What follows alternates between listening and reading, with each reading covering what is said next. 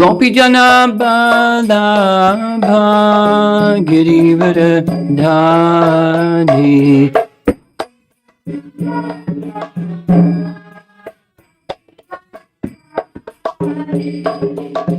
Jasodanandana Brajachanarandana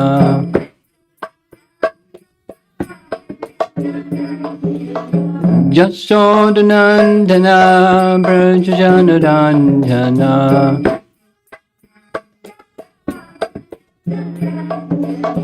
Jamunatiravanam Chadi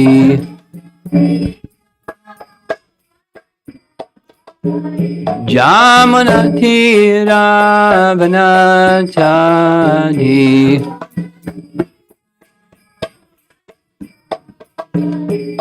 Jaya Radha Madhava Kunjabi Hadi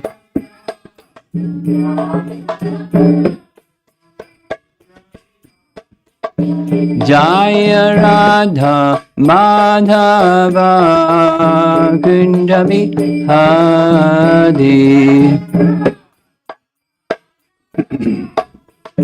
Kunjabi Hadi Gopijana Balabha Girivardhari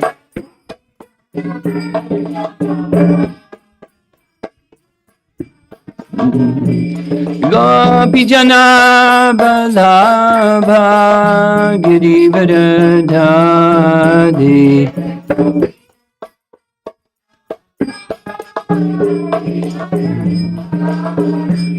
Jasodanandana Brajachanarandana Jasodanandana Brajachanarandana Jamunatiravanachadi Jamunatiravanachadi Jaya Radha Madhava Kunjabi Hadi Radha Madhava Kunjabi Hadi Jaya Radha Madhava Kunjabi Hadi Madhava Kunjabi Hadi Jayom Vishnu Pad Paramahansa Parividagacharya Astatarasatasi Semad His Divine Grace Sri Bhaktivedanta Swami Srila Prabhupada Ki Ananta Koti Vaishnavadinda Ki Grantaraj Srimad Bhagavatam Ki Gora Premanandi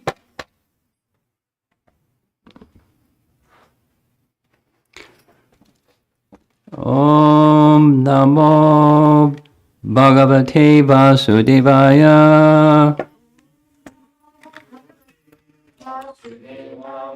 Om Namo Bhagavate Vasudevaya Om Namo Bhagavate Vasudevaya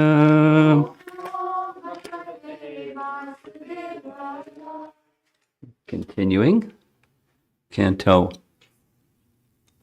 10, Chapter 14, and we're somewhere in the middle of Text 10. And Text 10 is an appeal by Brahma for forgiveness. Yesterday morning there was some discussion. Was he asking for forgiveness, or was he asking for give me whatever you want? You know, if you want to punish me, punish me. If you want to accuse me, whatever you want. We had some discussion about that. And here specifically, at least, whatever was said in the previous verses, it's now definitive in this verse. He wants to be pardoned. Therefore, O infallible Lord, kindly excuse my offense. I've taken birth in the mode of passion, and therefore am simply foolish, presuming myself a controller independent of your lordship. My eyes are blinded by the darkness of ignorance, which caused me to think of myself as the unborn creator of the universe. But please consider that I'm your servant and therefore worthy of your compassion.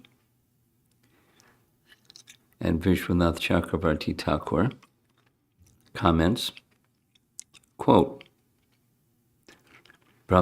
paraphrasing Brahma's message, though my bad conduct is worthy of punishment, and my foolishness is worthy of forgiveness, because you are all merciful, you should pardon me completely. He's the appealing. He's not the judge. The Lord is the judge. But he's appealing for full pardon. You do not waver from your qualities, such as mercifulness. Whereas I am fallen, therefore I address you as Achyuta. Unquote. Or, one should give more mercy to the most fallen. With this in mind, you should pardon my offense. Brahma then identifies his low qualities. I am ignorant, like a clay doll. Rajo bhuvaha. I think that I am separate from you. He explains his identity as a controller. I think I am your son, arising from your navel, with great pride. Andha tamaha. But I'm blind in all 8 eyes. When the moon of your mercy shines upon me, my pride will be destroyed. Question, how will forgiveness be manifest? His appeal says, this Brahma, Esha, is worthy of my mercy because, although he shows himself as master elsewhere towards me, he is a servant. Natavan. That's Krishna's view. He's worthy of my mercy because he's, in front of me at least, presenting himself as my servant. Or the meaning can be Krishna's thinking, out of foolishness, he made a show of independence in front of me. But in truth, Brahma is dependent, Natavan, because of dependence on my energy. Therefore, I should show him mercy. Oh, so mercy or no mercy, that's the question. It's going to be all mercy this way, that way. That's because it's coming from Krishna, the merciful. Jiva Goswami writes, Sridhar Swami explains as follows. Though I think I am the master, Prabhutvena, you think, quote, since I am the master, this is my servant. I should be merciful to him. Therefore, you should forgive me. Another explanation is, quote, since I am insignificant and you are so great, you should forgive me. He explains his insignificance. Quote, I am born of Rajoguna and ignorance. I have a portion of tamas also. Just see. Although I can see, my eyes were born from pride. andha, tamas, and darkness. The word hi, he, indicates this is well known. You know this, but you are called achyuta. You should be true to your word. What's that? He's going to quote now this verse from Ramayana Yudhya that we mentioned yesterday evening. You know, Ram saying, I will give fearlessness to that person who surrenders to me once. Here's the Sanskrit from Valmiki Ramayana. Sakrid eva prapano yas tavasmita cha yachate abhayam sarvada tasmai dadami etad vratam mamaha. Vratam mamaha, my vow, Ram's vow. I have made a vow that I will give fearlessness, abhayam, to that person who surrenders and once says, I am yours.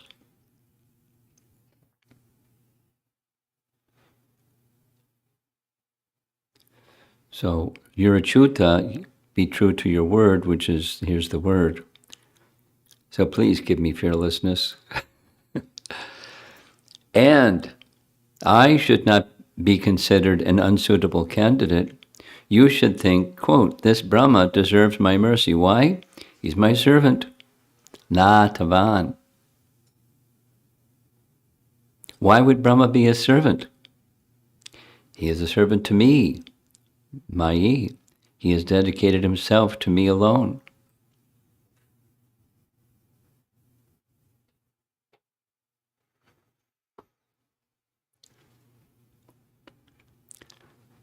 And finally, Sanatan Goswami. This is our final commentary for this morning. Because you are so great and I am so small, you should forgive me. He shows his insignificance.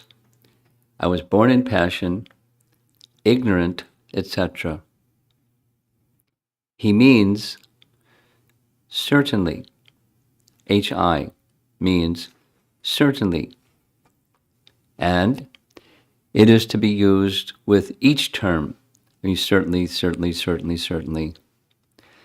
You never fail at any time, in any way, from your glories, achyuta. You forgive all offenses in a person who surrenders to you. Quote, he is worthy of my mercy. He is a servant, na tavan. Why should Brahma be a servant? Quote, he is a servant to me, Mayi, Bhagavan. By being a servant, I attain you. By being a servant, I attain you. Paragraph. An alternative to Sridhar Swami's explanation is, my eyes are blinded by dense darkness, by being spread with Maya.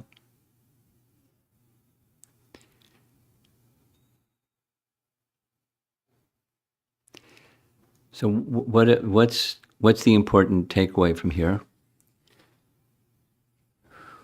in this section, not only this verse, but this section? Mistakes are inevitable, even for an exalted person such as Brahma, what to speak of ourselves, and mistakes have their consequences. There was some question, what if we're a devotee, you make a mistake, is that karma? It's not karma, but we're responsible for mistakes. And what should you do when you know you're gonna get it for your mistakes? Knowing or unknowing mistakes. In this case, it's knowing, but sometimes it may not be. And here comes the responsibility in the form of whatever it is that Krishna decides.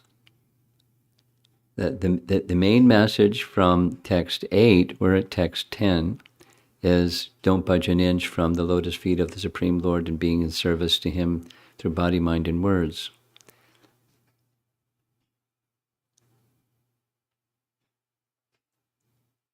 There is no harm, or at least, Brahma is showing the example of explaining why there's eligibility for forgiveness from the Supreme Lord. Not like we have to go whining and begging. It's His nature, but Brahma is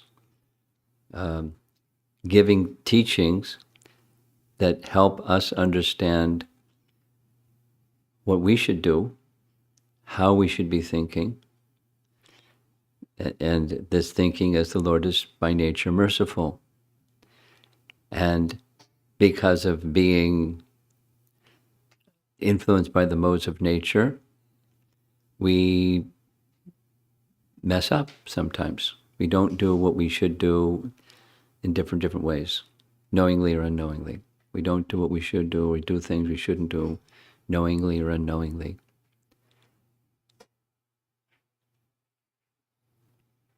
Now, it's not okay, just continue doing those wrong things. This is called an offense against the chanting of the holy name, to continue doing those wrong things, knowing the Lord's merciful and I'll just keep doing the wrong things. And He'll be merciful because I'm His devotee. And a devotee doesn't think like that. That's not a devotee, that's something else. That's deception. We learned about deception from Putana's story. That's the deceptive guru, but there's also the deceptive disciple. And as a disciple, being deceptive doesn't mean I have to be perfect, because disciple is generally not perfect. There may be perfect disciples, but generally not perfect. So we're less than perfect disciples, and we look to Krishna, the one we're devoted to seek correction from our wrongs, so that we're non-deceptive. Prabhupada uses this word, non-deceptive penance. That's specifically in Canto 2, Chapter 9, what Vishnu says to Brahma, you pleased me by your non-deceptive penance.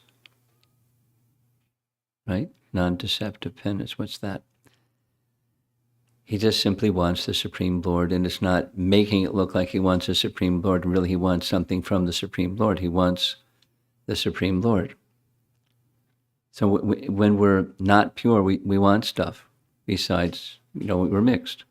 We want the Supreme Lord plus stuff. And even if we want the Supreme Lord plus stuff, non-deceptive penance, something like Dhruva, he wanted the Supreme Lord plus. And it wasn't deceptive, he was really explicit about what he wanted, with his mother and with Narada, with Vishnu, what he wanted.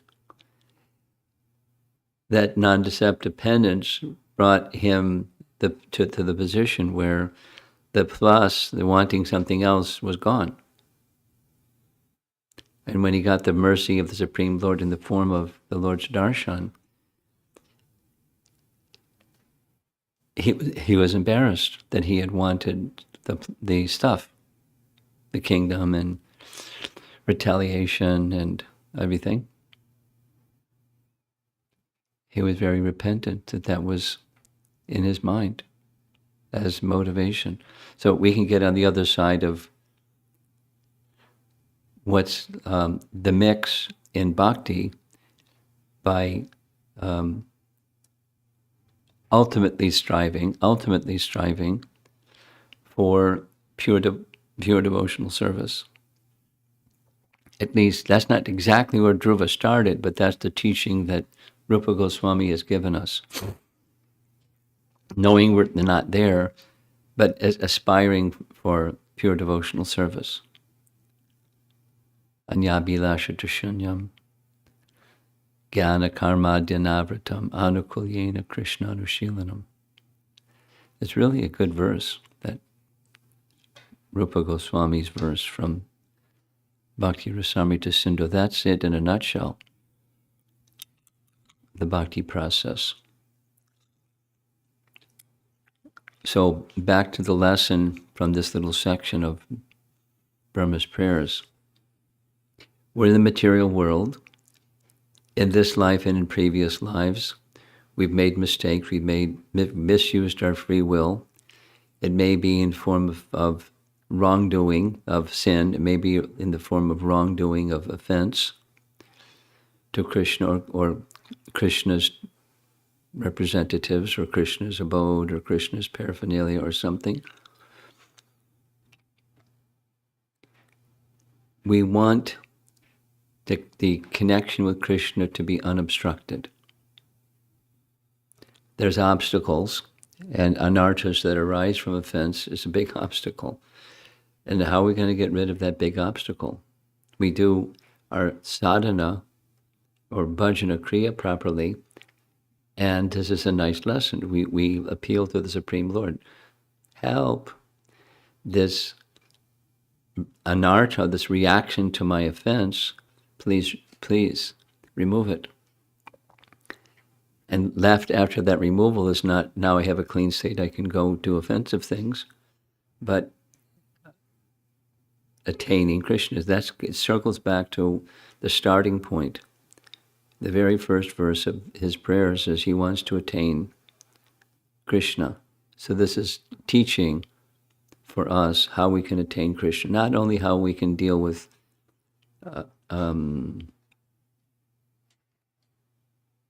misfortune when it comes, but rather how we can stay fixed in achieving Krishna's association, obstacles for those wrongdoings.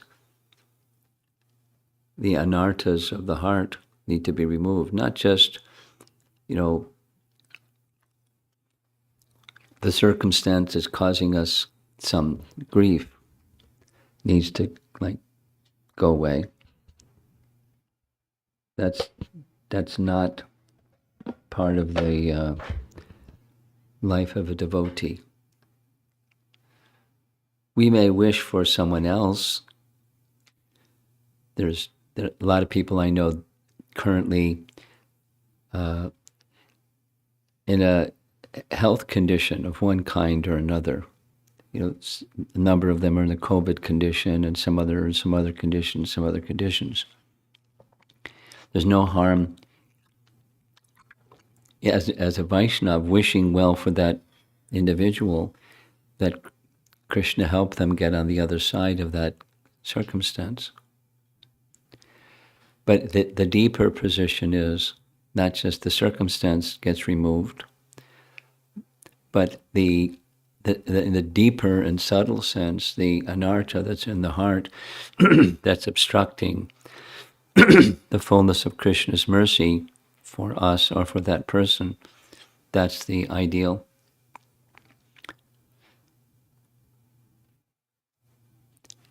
When Chaitanya Mahaprabhu heard this from one of his devotees, who was the Chaitanya Charitamrita quiz question?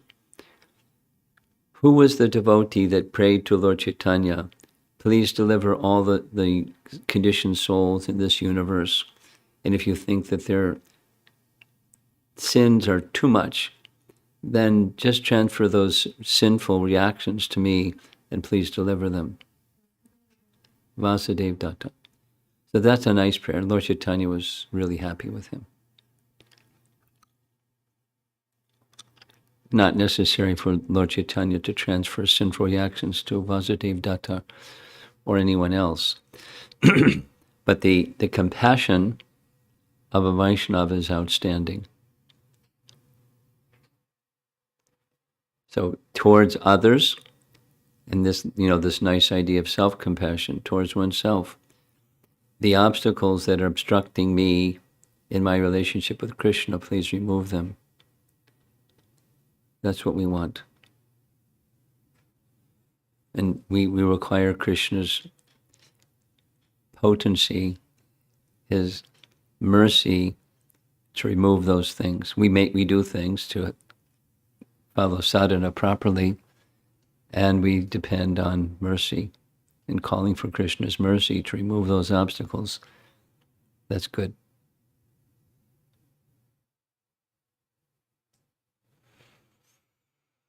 So let's see if there's some discussion.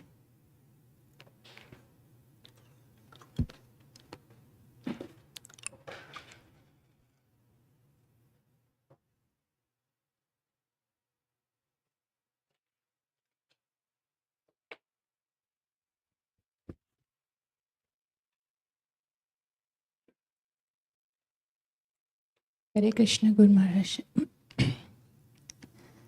This section seems to be very nice and inspiring at the same time. As I'm trying to reflect and observe, there seem to be deeper and deeper layers of application, Guru Maharaj. Mm-hmm. One thing I was thinking when we are talking about this acceptance,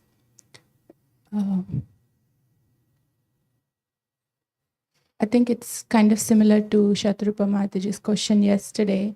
When we know this may be my own, like intentional mistakes or intentionally committed things, it becomes a little easier. Okay, I accept that reaction. But when we don't know, I'm finding this tendency in the name of acceptance, the heart is becoming kind of apathetic. Okay, whatever it will come, it has to come. That mood of approaching Krishna and asking forgiveness or asking for protection, I feel that's kind of blocked or something. I don't know. It may be similar to Vamshidhari Prabhu's question the other day about numbing and like, okay, whatever. Well, it's not that, if I've understood your question or your comment correctly, it's not that this channel is a 10 and that channel is a 1. Rather, they're both good. The goodness of either of them is the connection with Krishna.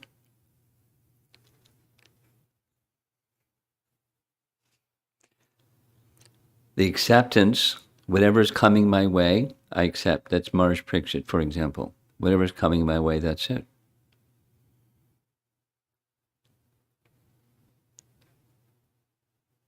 And the other is this prayer. Please forgive me for my offense. That gets a 10 too.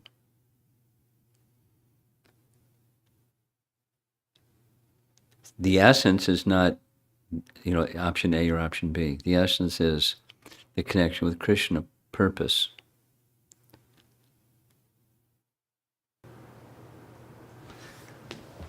In that context, Guru Maharaj, you mentioned in the Sunday feast class regarding this non-deceptive penance that it's not really for us. It's not just to be free from that reaction or like, just to be escaping from that, but it's really go further towards Krishna for that connection. Same point. Anything else in the room?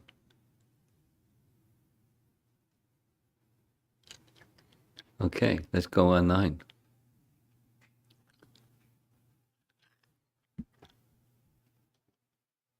This question is from Megha Mataji. This is a general understanding question. We hear that one cannot take to the process of devotional service unless all the sinful reactions are removed. Really?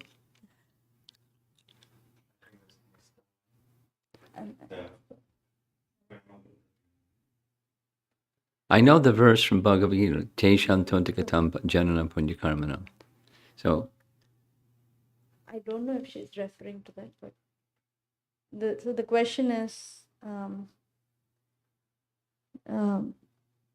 so how can one commit sin and still do devotional service?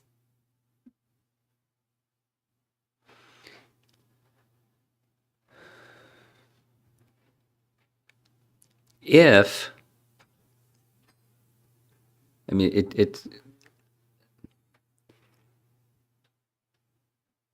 if the world cannot, those persons who are living in this world during this age of Kali cannot take part in devotional service until they become completely cleansed of sins, you can just throw in the towel because nobody's eligible. So I think rather than drilling down on that one, let's go to the other question. If one is engaged in devotional service, how is it possible to engage? How is it possible to engage in or do something that's sinful by deviating from devotional service?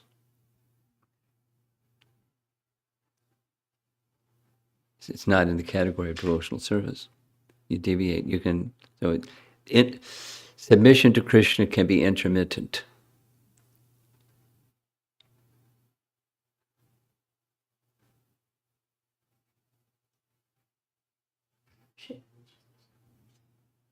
Good Maharaj, we also hear that devotional service in modes like Devotional service in the modes. so until That's we not sinful, though. It's just in the modes. Her question is specifically to sinful. She confirmed she was referring to that verse that you had. Okay. This question is from Prematarangini Mataji. Guru Maharaj, we heard today, this Brahma is worthy of my mercy because though he shows himself as the master everywhere, towards me he is a servant, Nathavan. When I read this sentence, it sounds like duplicity or deception. We see something like this all the time in how disciples behave in front of their spiritual master as a servant, but very much as a master in other relationships. What is the balance between showing mercy or forgiveness and addressing the deception in such cases? Well, fortunately, Krishna is all-powerful and all-pure. And fortunately, Krishna is very merciful. So specific to that comment made about Brahma, Krishna recognizes in a deeper place, Brahma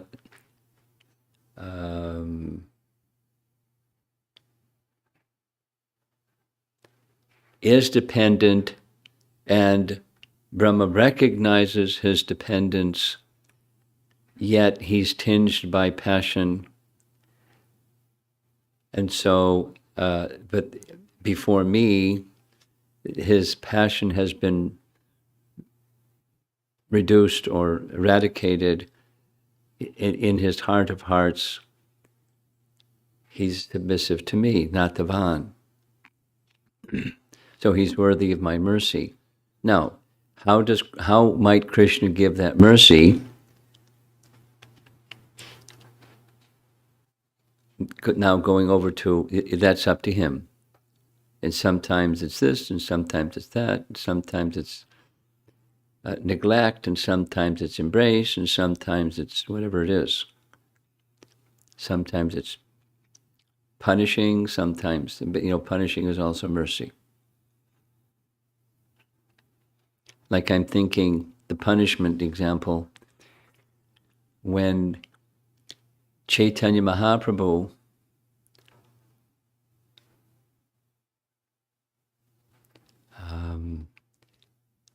severely chastised the assistant of Advaita Acharya for trying to negotiate a debt that Advaita Acharya had with the king. He severely chastised. How can Advaita Acharya, Mahavishnu, have a debt with anybody? So he severely chastised that devotee. And Advaita Acharya said, oh, you're showing your mercy to him. You never chastise me. He's more dear to you than I am because you chastise him, which is your mercy. So Krishna can show his mercy however. Now back to the question, yes, it's true that before the spiritual master or before someone who one sees as authority, one is, has nice behavior, and not in the presence of the spiritual master or those who are seen as authority, there's bad behavior. There's duplicity. So how is that okay? Well, the person like that, it's similar to the anonymous question last night.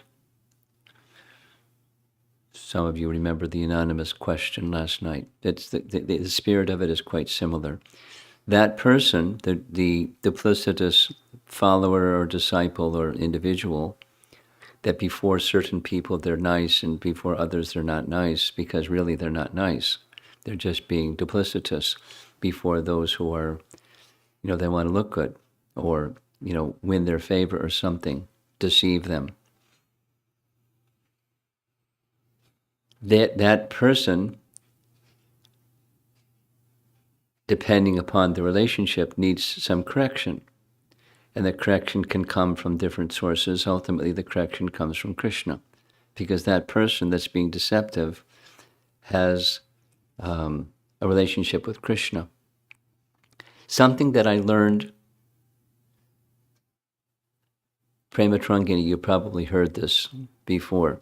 Something that I learned in the first 3 weeks of living in a temple is this. The bhakti process is pure. And if someone holds on to some impurity, because the bhakti process is pure, and that person is holding on to some impurity, Krishna will remove them. Because the bhakti process is pure. They'll become purified one way or another way. That is the relationship between them and Krishna, or that relationship between them and the bhakti process. It doesn't mean, to say that doesn't mean those who have some authority relationship, type of relationship with that individual, whether it's administrative or otherwise, should say nothing. But how it's being said and how it's being done, and ultimately those authority persons, spiritual or managerial authority persons, they should see themselves as representatives of Krishna, not like controllers. And if they're representatives of Krishna, then they have to make some discrimination. What should be said, at what time, in what way, and ultimately that I'm simply an instrument of Krishna here. But ultimately it's Krishna and that person that's the deceiver. And it goes on. It goes on. No denying it goes on. Because we're less than perfect persons. In some persons it's more prominent and pronounced. Some persons it's more hidden and sneaky. That's another deception, another layer of deception. But the bhakti process is pure and purifying, and that person will be purified by one means or another, by Krishna or the representatives of Krishna, perhaps. Different circumstances or messages, or Krishna's purification is infallible.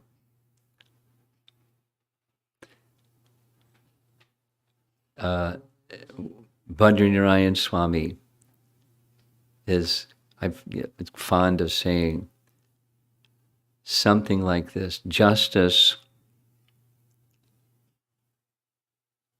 forget how it goes, like a grinding stone, justice, the wheel of justice turns slowly, but it like the grinding stone, it turns everything to powder, or something like that. The wheel of justice, there's justice in the universe. That deceiving person can't deceive Krishna, and Krishna and then the representatives of Krishna, his devotees, will be used to help that person become refined. The wheel of justice will help refine them, or they'll select themselves out, or bhakti will select them out. It's just how bhakti works. Bhakti is purifying. Now, some people linger a long time, so justice may take some time. But the Lord's justice is not like modern justice.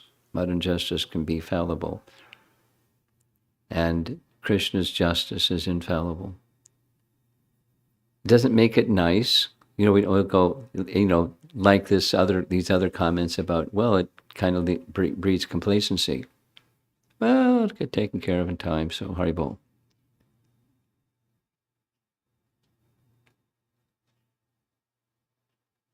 Complacency is not the way to serve Krishna, but the way to serve Krishna may be remain patient and wait for the right time, the right circumstance to be Krishna's instrument, to address that deceptive tendency.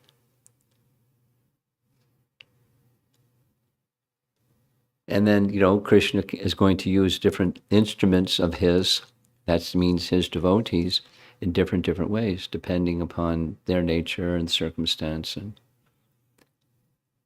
their capacity and their resiliency and their faith. Thinking of Bhaktivinoda Thakur, he was Bhakti Siddhanta. They had different approaches, but Bhaktivinoda Thakur would fearlessly confront wrongdoers.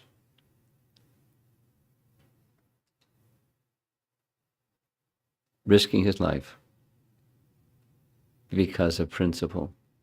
But, it's not that you make your life dealing with wrongdoers. You won't do anything else but dealing with wrongdoers. So you have to make some decisions about what you're going to do.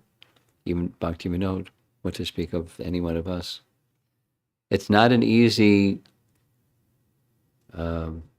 situation to deal with.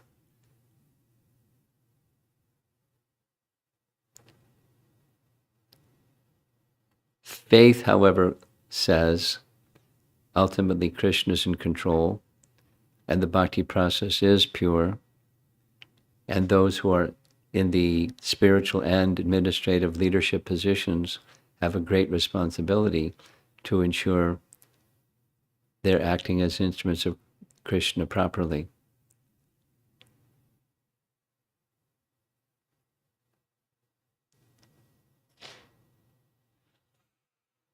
Mataji's second question is Jiva Goswami says, "He is a servant to me, Mai. He had dedicated himself to me alone." How to understand Krishna's mood considering Rupa Goswami's definition of bhakti, and what our understanding of Krishna in that verse? Krishna means Krishna, his incarnations, his parts and parcels, etc. And how to see this in relationship with Kapila's teachings. Those who worship Krishna but do not see the Krishna connection in his parts and parcels are only imitating.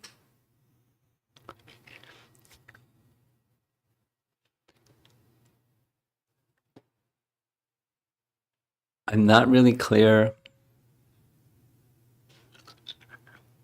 Let's do this. I'd like to take a look at the question and try to understand the question carefully before I speak in response to the question. So maybe we can take that question up this evening, because it seems like it's an important question, and it's subtle, and I'm not clear on precisely what the question is. So let's do it this evening. And you can see that I get the question to take a look at it. Okay? So this is from Vilasaman. Sorry. No, that's not a question.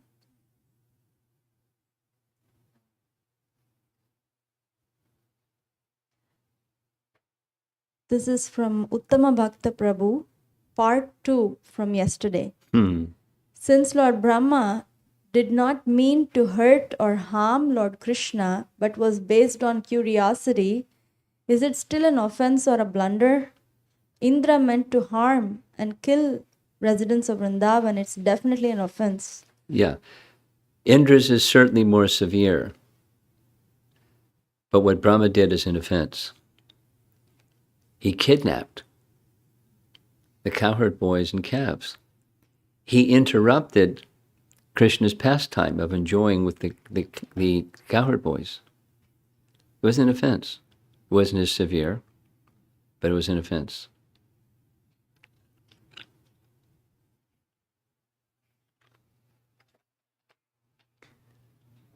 Anything over here? No? Okay. How about you? Just one. Yeah.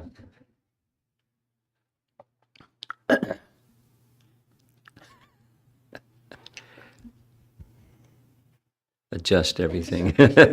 Those masks that make it a little difficult. Hare Krishna Guru Maharaj. In Bhagavad Gita, when Arjuna tells Krishna that it's very difficult, I can control the wind, but not my mind. Well, he didn't say he can control the wind, but Something the controlling the mind is more difficult than controlling the wind. Okay. And then Krishna says that with practice and detachment. Yeah. So the practice part I understand, but what does it mean by detachment? Easy. Really simple.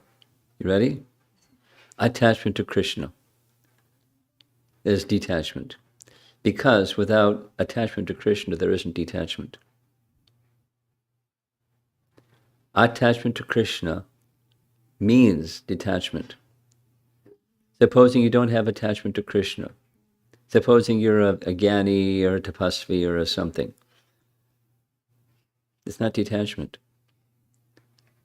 It's temporary, bungee cord, and then let go and back to attachment.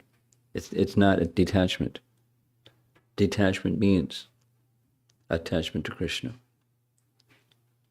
Practice and attachment to Krishna.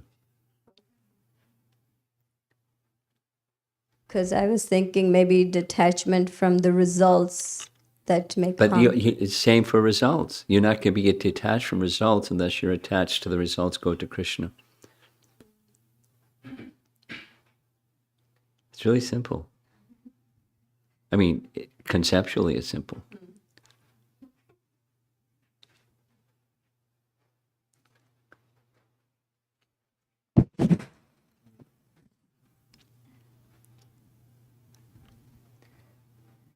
Guru Maharaj, Mataji's question about this deception, I'm thinking about this. I thought you would be. I can see so much of that. One particular thing that was coming to me is my speech or interaction with the kids, at least in the beginning days. It used to be quite contrasting if some devotees are there or like not there at home, just with the kids when they do something. So one thing I used to tell myself, would I yell at them or would I say the same things if my spiritual master or mentor are here? So I used to constantly tell myself that. And then gradually with that practice, I could see it's just so natural now. I don't go to that space of yelling at them or saying things. So I'm just trying to understand your comment.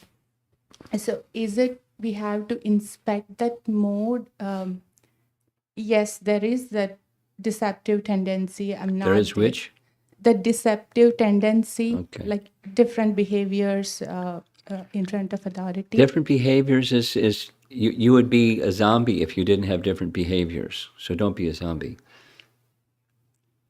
The non-deceptive has to do with, the cosmetics. Deceptive, non-deceptive. Non-deceptive is very purpose-driven. Krishna is to be pleased, or the representatives of Krishna are to be pleased. And that's it. And deceptive is cosmetic. Whatever that cosmetic, one's favorite cosmetic might be. Okay? Either of you in the back there? No? Okay.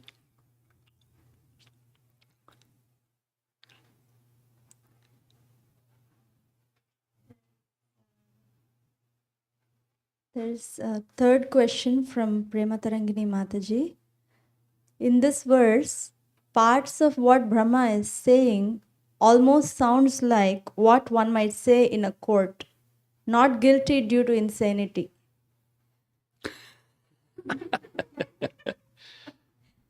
What is the balance between taking responsibility and pleading for forgiveness based on one's own capacity or being conditioned in some way by the lower modes? We hear a similar prayer by Kalia as he talks about his conditioned nature. I'm thinking it's more to do with the inner consciousness rather than playing a victim, but would like to hear a little further from you. Yeah, I agree. But a little further is a similar point as something that's been discussed multiple times here.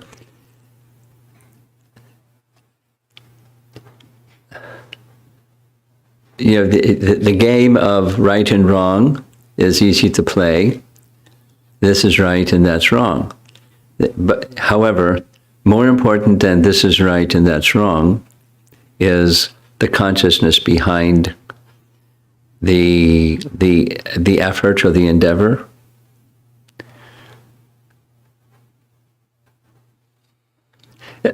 It can be read that Brahma is saying, you know, I'm not guilty because of insanity. I'm not guilty because I have this mode, that mode. Rather, that's an explanation of his lowliness. It's not an excuse for bad action. It's just an explanation of why that bad action is there. His appeal for forgiveness is, I'm your devotee. He is an exalted devotee, most qualified devotee in so many ways. It's such an important post we hear in Scripture that if there isn't a qualified living entity to take the post, the personality of God who takes the post. He has to be a really qualified living entity, and he is empowered. And being empowered, there's a risk, isn't there? You get some Shakti and you think, wow, here I am. That tendency, it's an anartha tendency described by Vishwanath Chakravarti Thakur in Madhurya Kandamani, being the enjoyer of some empowerment that comes from Krishna, being the enjoyer of bhakti or the fruits of bhakti, rather than Krishna as the enjoyer. It's subtle, but such a tendency is not surprising. I don't read it that he's saying I innocent due to insanity. He's guilty, and here's why he did what he did. The lower modes of nature have influenced him,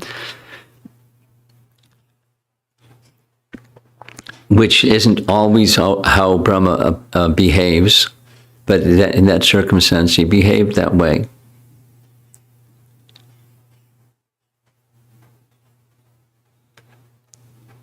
And he's pointing to his dedication to the position of being the Lord's servant.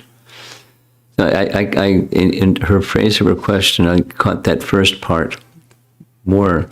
I was still thinking about the first part rather than the rest of it. Can you read the rest of it again? Not the first part. No, I got the first part, pleading insanity. What is the balance between taking responsibility and pleading for forgiveness based on one's own incapacity or being conditioned in some way by the lower modes? Let's just, there's devotees in the devotee community, or those who are close to, family and friends and associates, and then there's Krishna. So this is specific to one's relationship with Krishna. maybe the question is beyond, the outer circles, beyond the relationship with Krishna. It seems to me, in this case, he is taking responsibility. Because, earlier the message was, I'm fit to be punished, and I'm fit to be forgiven, and you can do with me what you like. So he was acknowledging, I'm fit to be punished. And that's the text number 8. I'm accepting whatever are the reactions due to my misdeeds in the past, in this particular case, offending Krishna. I take responsibility. And pleading for forgiveness doesn't necessarily include, I don't want the punishment part. We discussed this yesterday. It can be, I accept full responsibility. I'm pleading for forgiveness, that is, the obstacle of anartha that has arisen from my offense. You can still do with me whatever you wish, but how the sequence of events going forward in time play themselves out, I'm ready, whatever you wish. But the obstacle that's subtle, that's in my heart, that's arisen because of the offense, please clear that obstacle.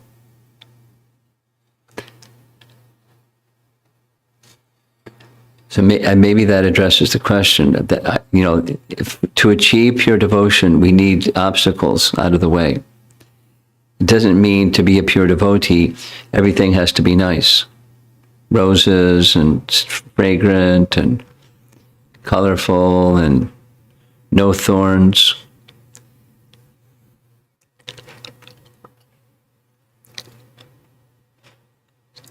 Obstacles removed. The obstacles of our own impurity removed. And that's a very consistent prayer for pure devotees.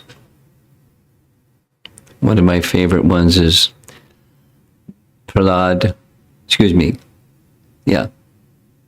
praying to Lord Nrsimhadev, please remove from my heart with your sharp nails and teeth and all the impure things from my heart.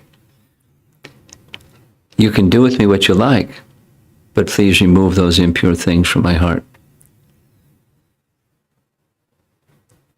I hope that addresses the question. Maybe not.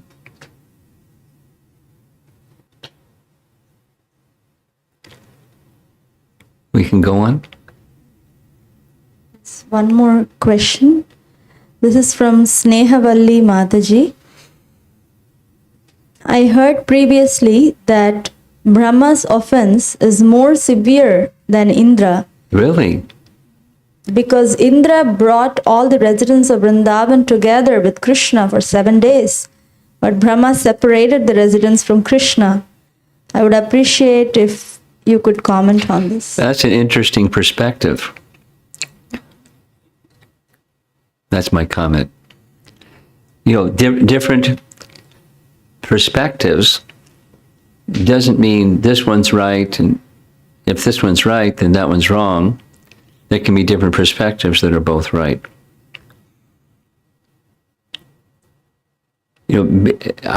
My comment is that's a consolation prize. That is, he brought all the residents of Vrindavan together.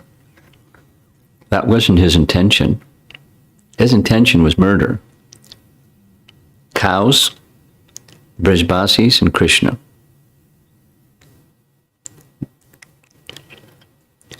Brahma wasn't planning murder. Brahma was curious. He was covered by Maya, so he did what he did. He wasn't for 7 days trying to destroy Vrindavan and the cows. So, consolation prize. He brought them all together.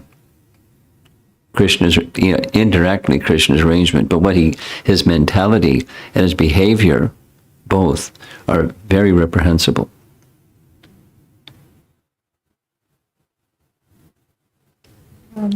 Prematarangini Mataji confirmed yes, Guru Maharaj, for the addressing the question, and Mataji is asking for a small clarification. My focus was not so much on Brahma, but rather our practical application. Okay. I think I addressed that.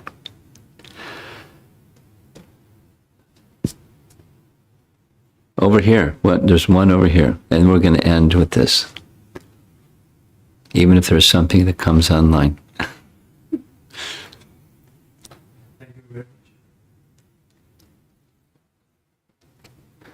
Thank you very much, Guru Maharaj. The last when you clarified about the intention of Indra, that really helped me, because I also heard that before. My question is about deceptive tendency. Deceptive tendency. Yeah. I'm trying to understand what exactly that means. You mentioned that going to Krishna for forgiveness is also mean that you're not like you're trying to reform yourself. You don't do that again. Yes, that's not deceptive.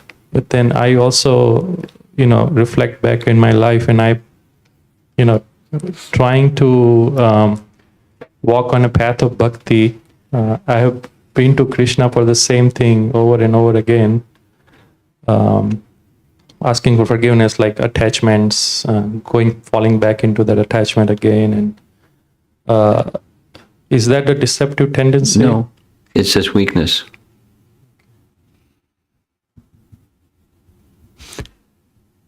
So keep going and asking and pray to the Supreme Lord, pray to Balaram for the spiritual strength to overcome the repetitiveness. Because without that, it's not going to happen. So the unsteadiness of bhakti, that is to say, at times you may really sincerely, it's not to say you are deceptive in that appeal, really sincerely, and then time passes and residual tendencies come again. That's unsteady bhakti, standard. So now what to do? It doesn't mean that it's deceptive. It doesn't mean you stop asking. It means you continue cleansing and go further with the pleasing Krishna mood and go further with the calling for mercy mood. So that's the effort and mercy part. And keep going. Just keep going.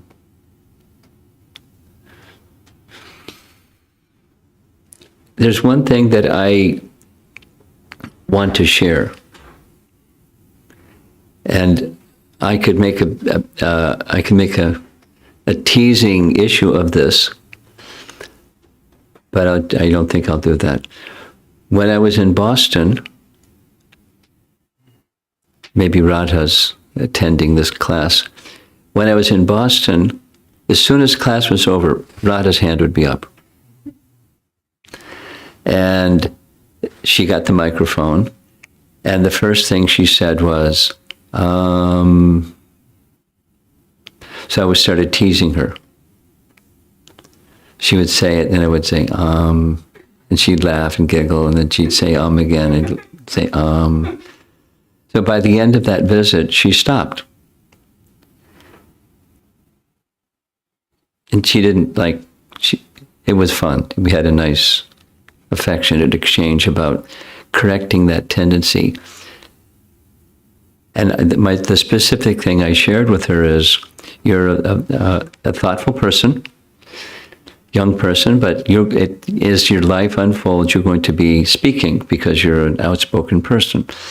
It detracts from the message if the very first thing that you say is, It takes away some of the strength of what you have to say. So I've been noticing, similarly, almost every person, when they get the microphone, the first sound vibration that comes is and then there's multiple more that come along, and as they're going along. It's not a big deal.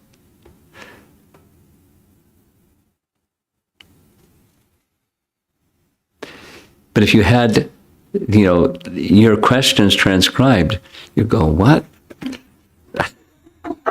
And it's kind of pervasive.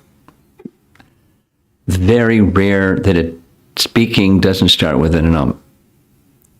Maybe when you're reading the questions, you don't say first.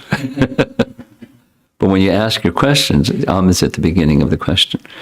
So I won't tease you, but I may giggle.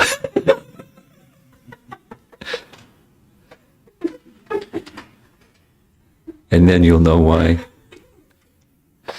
Srila Prabhupada ki jai.